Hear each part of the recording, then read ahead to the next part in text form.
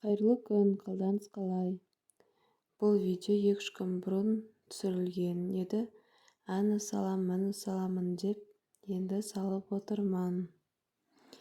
Ыдыстардың барлығын түскі обедтен кейін жинастырып, жуып, пирог пісіруге кірістім. Ауылда бір кісі пісіріп берші деп сұраған еді.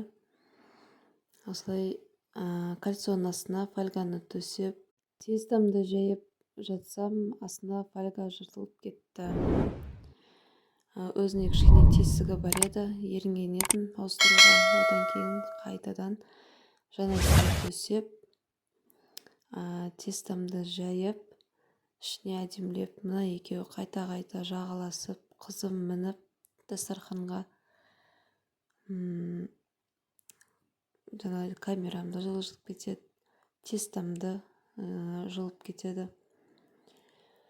Осылай үшеуміз үш жақтап пирогты жасадық.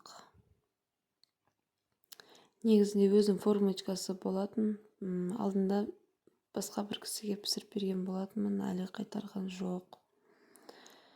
Осылай ыдыстарды алғаннан кейін уақытылы қайтарып берсе деп қоясың. Негізінде қазір өзім үшін ең оңай пирог осы сметаник пирогы.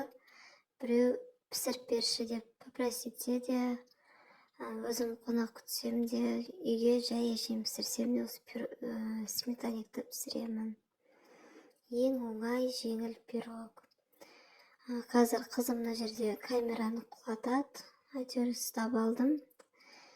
В общем, не керек, камерада аман-есен пирогда пісіп шықты. Қой құрсын, тағы бір нәрсе болып қалмасын, бала шоқ қоймасын деп суытып апарып бердім.